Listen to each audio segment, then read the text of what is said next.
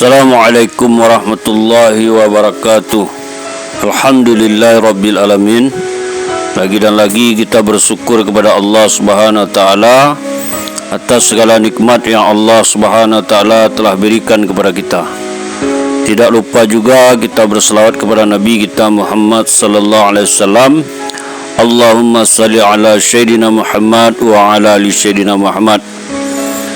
Hari ini kita akan membuat konten yang isinya audio tentang keutamaan mengamalkan agama secara sempurna dan kisah-kisah para nabi dan para sahabat radhiyallahu anhum. Semoga dengan mendengar kisah dan keutamaan amal ini, maka kita akan mudah menambah semangat kita untuk mengamalkan agama secara sempurna. 40 hadis tentang fadilah Al-Quran. Sebelum kita membahas hadis ini, jangan lupa di subscribe, like dan komen konten ini. Dari Utsman radhiyallahu anhu, Rasulullah sallallahu alaihi wasallam bersabda, sebaik-baik kamu adalah orang yang belajar Al-Quran dan mengajarkannya. Hadis riwayat Bukhari, Abu Daud, Tirmizi, Nasa'i dan Ibnu Majah. Diulangi, dari Utsman radhiyallahu anhu, Rasulullah sallallahu alaihi wasallam bersabda, sebaik-baik kamu adalah orang yang belajar Al-Quran dan mengajarkannya. Hadis riwayat Bukhari, Abu Daud, Tirmizi, Nasa'i, Ibnu Majah. Dalam sebagian besar kitab, hadis ini diriwayatkan dengan menggunakan huruf waw, artinya dan.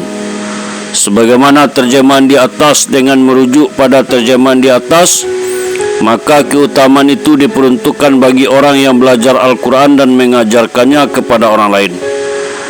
Namun dalam beberapa kitab lainnya, hadis itu diriwayatkan dengan menggunakan huruf aw, artinya atau. Sehingga terjemahannya adalah, yang terbaik di antara kamu ialah orang yang belajar Al-Quran saja atau yang mengajarkan Al-Quran saja. Dengan demikian, maka keduanya mendapatkan derajat keutamaan yang sama. Al-Quran adalah inti agama, menjaga dan menyebarkannya sama dengan menegakkan agama. Karenanya sangat jelas keutamaan mempelajari Al-Quran dan mengajarkannya.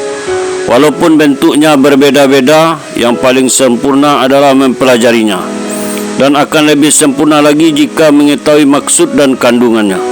Sedangkan yang terendah adalah sekedar mempelajari bacaannya saja.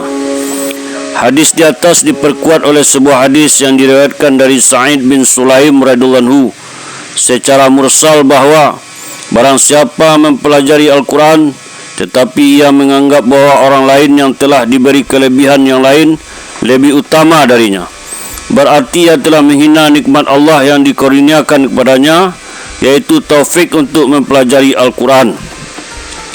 Jelaslah bahwa Al-Quran itu lebih tinggi daripada yang lainnya, sebagaimana akan diterangkan dalam hadis-hadis selanjutnya, sehingga harus diyakini bahwa membaca dan mengajarkannya lebih utama daripada segalanya. Mengenai hal ini, Mula Ali Qori rahmatullahi menegaskan dalam hadis yang lain bahwa barang siapa yang menghafal Al-Quran, maka ia telah menyimpan ilmu kenabian di kepalanya. Sahal Tustari rahmatullahi berkata, tanda cinta seseorang kepada Allah adalah menanamkan rasa cinta terhadap Al-Quran di dalam hatinya. Dalam Syarah Al-Ihya diterangkan bahwa di antara golongan orang yang akan mendapatkan naungan arsy ilahi pada hari kiamat yang penuh ketakutan, yaitu orang yang mengajarkan Al-Quran kepada anak-anak dan orang yang mempelajari Al-Quran pada masa kanak-kanak serta ia terus menjaganya hingga masa tua. Dari Abu Sa'id radhiyallahu anhu berkata, Rasulullah SAW bersabda, Allah berfirman, barang siapa yang disibukkan oleh Al-Quran daripada berzikir kepadaku dan memohon kepadaku, maka aku berikan kepadanya sesuatu yang lebih utama daripada yang aku berikan kepada orang-orang yang memohon kepadaku. Dan keutamaan kalam Allah di atas seluruh perkataan adalah seumpama keutamaan Allah atas makhluknya. Hadis riwayat Tirmizi, Darimi dan Baihaqi. Orang yang sibuk menghafal mempelajari atau memahami Al-Quran sehingga tidak sempat berdoa, maka Allah akan memberinya sesuatu yang lebih utama daripada yang dia berikan kepada orang yang berdoa. Sebagaimana dalam urusan keduniaan, jika seseorang akan membagikan kuih atau makanan kepada orang banyak, lalu ia menunjuk seseorang untuk membagikannya, maka bagian untuk petugas yang membagikan itu akan disisihkan lebih dahulu. Mengenai ketinggian orang yang selalu sibuk membaca Al-Quran, telah disebutkan di dalam hadis lain bahawa Allah akan mengaruniakan kepadanya pahala yang lebih baik daripada pahala orang yang selalu bersyukur. Alhamdulillah, itulah satu buah hadis tentang 40 hadis tentang keutamaan Al-Quran. Semoga dengan mendengarkan pembahasan hadis ini menambah kita semangat kita untuk mengamalkan agama secara sempurna. Kita tutup dengan doa. Subhanallah wa bihamdihi, subhanallah wa bihamdika, asyhadu an la ilaha illa anta, astaghfiruka wa atubu ilaik. Assalamualaikum warahmatullahi wabarakatuh.